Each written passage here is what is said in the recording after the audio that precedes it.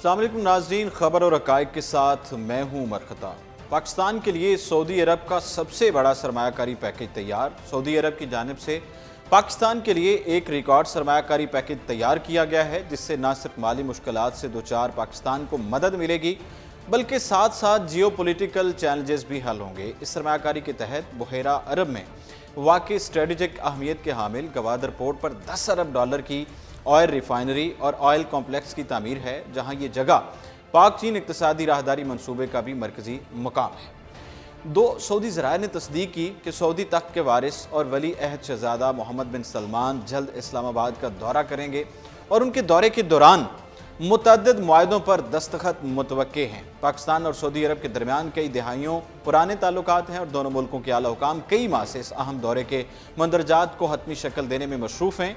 पाकिस्तान के वजारत ख़जाना के senior official ने यह कहा है कि अब तक मुज़ाकरात के नताइज इंतहाई मुस्बत हैं और ये पाकिस्तान की तारीख में सऊदी अरब की सबसे बड़ी सरमायाकारी होगी।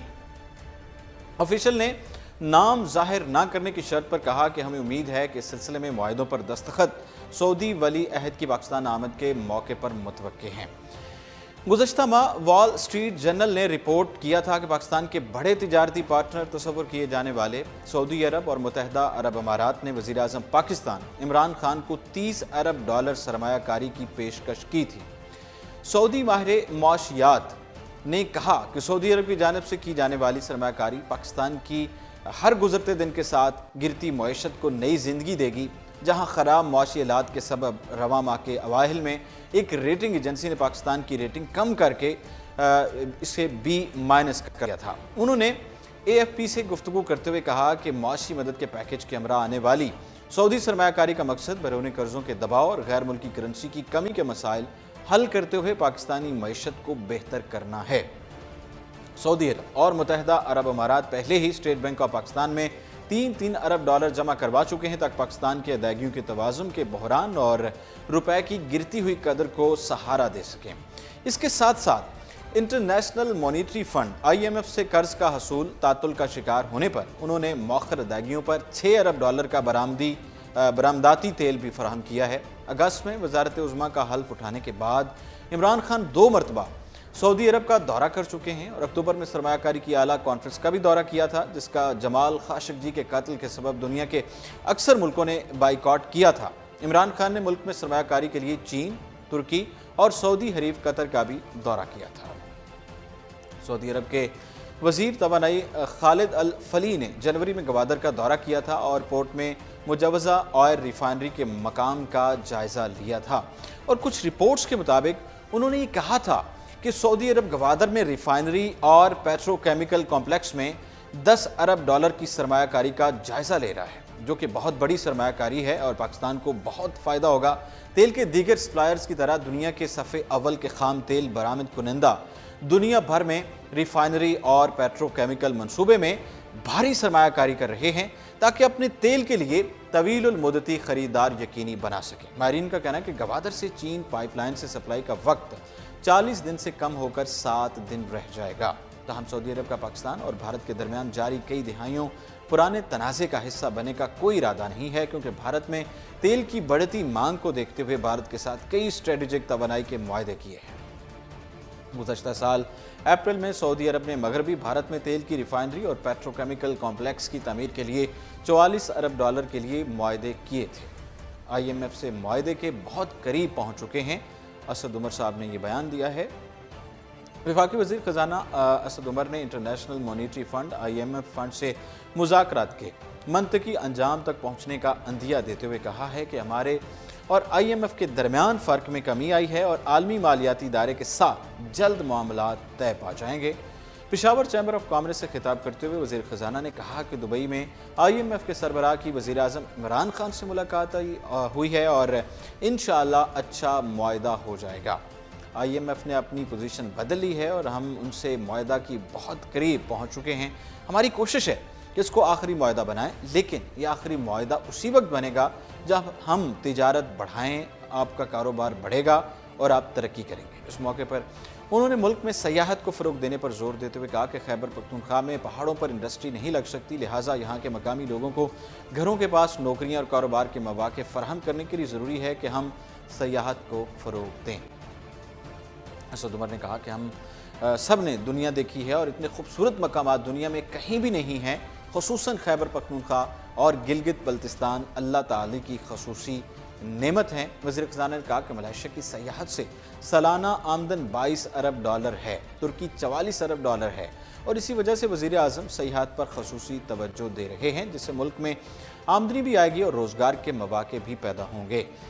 اس موقع پر انہوں نے صوبائی دارالحکومت کی اہمیت پر بھی گفتگو کی۔ پشاور افغانستان اور وسطی ایشیا کے لیے قدرتی تجارتی راہداری ہے، جس سے اس کی اہمیت دگنی ہو جاتی ہے۔ انہوں نے مزید کہا کہ ہمیں مشرقی اور مغربی ممالک سے تعلقات بہتر کر کے تجارت بڑھانے کی ضرورت ہے۔ بھارت میں تو انتخابات تک کسی بہتری کی امید نہیں ہے، لیکن مغربی ممالک جیسے ایران اور افغانستان کے ساتھ ہمیں اپنے بھرپور قوت کے ساتھ تجارت بڑھانے کی ضرورت ہے۔ وزیر خزانہ نے بتایا کہ ہم ترکی کے ساتھ مل کر ایک اسٹریٹجک اکنامک فریم ورک بنا رہے ہیں، جس کا پہلا ڈرافٹ فروری میں تیار کر کے ہم ترکی کو دے دیں گے، اور اس فریم ورک کے ذریعے ہمارا مقصد ہے کہ صرف ترکی ہی سے تجارت نہ کریں، بلکہ آج سے 10 سے 20 سال بعد ایران بھی اس کا حصہ ہو۔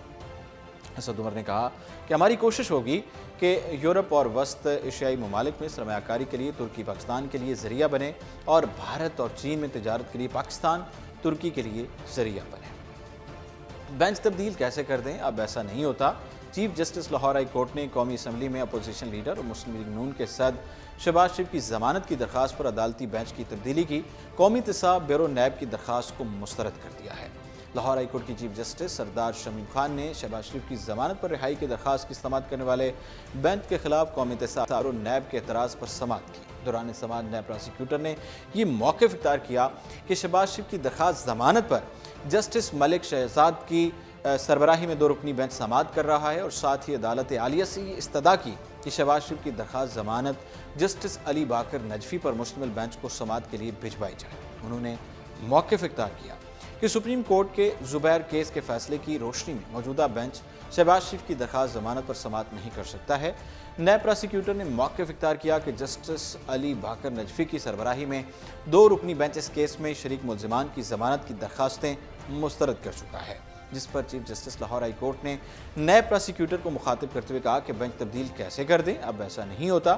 عدالت عالیہ نے ریمارکس دیے کہ نیب پر پہلے ہی بہت الزامات لگ رہے ہیں، اب کیا نیب اپنی مرضی کے بینچ بھی بنوائے گا؟ اس کے بعد عدالت نے نیب کی درخواست پر فیصلہ محفوظ کر لیا، اور کچھ دیر بعد محفوظ فیصلہ سناتے ہوئے چیف جسٹس سردار شمیم خان نے نیب کی درخواست ناقابل سماعت قرار دے کر مسترد کر دی۔ Chief justice Lahore high court نے ریمارکس دیے کہ شہباز شریف کی درخواست ضمانت پر سماعت موجودہ بینچ ہی کرے گا۔ 22 جنوری 2019 کی اگر بات کریں تو شہباز شریف کی ضمانت کی درخواست سماعت کے لیے مقرر کی گئی تھی۔ جسٹس ملک شہزاد احمد کی سربراہی میں لاہور ہائی کورٹ کا 2 رکنی بینچ قومی اسمبلی کے اپوزیشن لیڈر کی درخواست ضمانت پر سماعت کر رہا ہے۔ آشیانہ ہاؤسنگ اسکینڈل میں شہباز شریف پر الزامات لگے۔ نیب نے اکتوبر کے آغاز میں شہباز شریف کو آشیانہ ہاؤسنگ اسکینڈل میں باضابطہ طور پر گرفتار کیا تھا۔ 6 دسمبر کو احتساب عدالت میں ہونے والی سماعت میں نیب نے شہباز شریف سے متعلق تفتیشی رپورٹ پیش کی۔ تفتیشی رپورٹ میں یہ بات سامنے آئی تھی کہ شہباز شریف نے اعتراف کیا کہ انہوں نے 2 کروڑ روپے سے زائد کی رقم بطور کرایہ رمضان شوگر مل کے توسط سے مری میں ایک جائیداد کی لیز کے طور پر حاصل کی۔ یاد رہے کہ آشیانہ اقبال اسکینڈل میں شہباز شریف سے قبل فواد حسن فواد، سابق ڈی جی LDA احد چیمہ، بلال کدوائی، امتیاز حیدر، شاہد شفیق، اسرار سعید اور عارف بٹ کو نیب نے اسی کیس میں گرفتار کیا تھا، جبکہ 2 ملزمان اسرار سعید اور عارف بٹ ضمانت پر رہا ہے۔ شہباز شریف کو نیب نے جنوری 2016 میں پہلی مرتبہ طلب کیا تھا۔ ان پر الزام تھا کہ انہوں نے چودھری لطیف اینڈ کمپنی کا ٹھیکہ منسوخ کرنے کے لیے دباؤ کا استعمال کیا اور لاہور کاسا کمپنی کو، جو پیراگون کی پراکسی کمپنی تھی، کو مذکورہ ٹھیکہ دیا۔ رپورٹ کے مطابق شہباز شریف کے اس غیر قانونی اقدام سے سرکاری خزانے کو 19 کروڑ کا نقصان ہوا۔ شہباز شریف پر یہ بھی الزام ہے کہ انہوں نے PLDC پر دباؤ ڈال کر آشیانہ اقبال کا تعمیراتی ٹھیکہ LDA کو دلوایا، لیکن LDA منصوبہ مکمل کرنے میں ناکام رہا اور اسے 71 کروڑ روپے سے زائد کا نقصان ہوا۔ اس کے علاوہ شہباز شریف نے PLDC پر دباؤ ڈال کر کنسلٹنسی کا ٹھیکہ MS انجینئر کنسلٹنسی سروس کو 19 کروڑ 20 لاکھ میں ٹھیکہ دیا، جبکہ نیسپاک نے اس کا تخمینہ 3 کروڑ لگایا تھا۔ مقدمے کے اندراج میں تاخیر कार्रवाई पर असर अंदाज होती है। रावलपिंडी पुलिस के मुरतब करदा दादोशुमार के मुताबिक अमलाक पर कब्जे, डकैती और गाड़ी चोरी के वाक़यात की FIR के अंदराज में ताख़ीर से वाक़े की तहकीकात से हवाले से शकुक व शुबात पैदा हो जाते हैं। रिपोर्ट के मुताबिक जायदादों पर कब्जे की शिकायत मुतअद्दिद ज़राए से इंस्पेक्टर जनरल पुलिस IGP के कंप्लेंट सेल में अंदराज मुकदमा के लिए भेजी जाती हैं और जो वहाँ से मुतल्लिका हुकाम को इरसाल की जाती हैं ताकि दुरुस्त होने की सूरत में मुकदमा दर्ज किया जा सके। इंस्पेक्टर जनरल पंजाब पुलिस ने 24 दिसंबर से 23 जनवरी के अरसे के दौरान अमलाक छीने पर मुकदमा दर्ज न होने के खिलाफ IGP के शिकायती मरकज़ में की गई शिकायत का नोटिस लेते हुए ज़िले पुलिस अफसरान को इस सिलसिले में हिदायत जारी कर दी। वाज़ेह है कि IGP की शिकायती सेल में शिकायत उस वक्त की जाती है जब शिकायत गुजार मुतल्लिका थाने और SDPO में दरख्वास्त दे चुका। ताहम इसके बावजूद अगर काफ़ी दिन तक FIR ना दर्ज की जाए तो शिकायत गुजार इसके बाद IGP के शिकायती मरकज़ से रब्ता करके अमलाक छीने के मुकदमे के हवाले से दरख्वास्त भेज सकता है। चुनांचे रावलपिंडी में ऐसी शिकायत की बड़ी तादाद देखने में आई है जिसके तहत 1 से 23 दिन तक के अरसे में भी मुकदमे का इंदराज नहीं किया गया था। इस ज़िम्न में सुपरिटेंडेंट पुलिस राजा अजमत ने मीडिया से गुफ्तगू करते हुए बताया था कि कानून के मुताबिक FI बिला ताख़ीर दर्ज हो जानी चाहिए। FIR के हवाले से उन्होंने कहा, उनका कहना था कि लोग झूठी FIR दर्ज करवाते हैं, ख़ासतौर पर कार और मोटरसाइकिल छीनने की, ताकि इंश्योरेंस की रकम हासिल कर सकें। इस तरह के केसेस में पुलिस को मामले की छानबीन के लिए वक्त दरकार होता है, जिससे FIR के अंदराज में ताख़ीर हो जाती है। दूसरी जानिब इस बारे में पुलिस के माहिर कानून का कहना था कि बाज़ औक़ात पुलिस खुद अमलाक के हवाले से इंदराज मुकदमा में ताख़ीरी हरबे इस्तेमाल करती है, क्योंकि इस सूरत में पुलिस के लिए इसकी तहकीकात करना और लूटी हुई चीज़ बरामद करना लाजिम हो जाता है। एक और पुलिस एहलकार ने मीडिया से गुफ्तगू करते हुए बताया कि अगर लोगों का झगड़ा हो जाए तब भी अमलाक छिन जाने की कहानियाँ घड़ते हैं, बना लेते हैं। उनका मज़ीद कहना था कि एक बार किसी का नाम झूठी FIR में दर्ज हो जाए तो उस शख्स को बहुत से मसाइल का सामना करना पड़ता है, लिहाजा इस किस्म के केसेस में मुकदमे अंदराज में ताख़ीर की जाती है, क्योंकि झूठे मुकदमात में कभी इंसाफ नहीं मिल सकता। चुनांचे अमलाक छीनने के तकरीबन 24 केसेस में ताख़ीर पर IGP ने RPO रावलपिंडी को जराइम के मुकदमात के अंदराज के मामले को देखने की भी हिदायत की। इनमें कुछ केसेस ऐसे भी थे जो पुलिस थानों के नज़दीक इलाकों में रोनुमा हुए और कुछ केसेस में मुतासर अफराद ने ताख़ीर के सबब अपनी शिकायत वापस ली, जबकि ऐसा भी हुआ जब लोगों से कहा गया कि मुकदमा दर्ज होने के बावजूद उनकी लूटी गई अशिया वापस नहीं मिल सकती, जिस पर उन्होंने दरख्वास्त वापस ले ली। नाज़रीन, ये था आज के प्रोग्राम और इसके साथ ही उमर खताब को दीजिए इजाज़त और आप देखते रहिए उर्दू पॉइंट।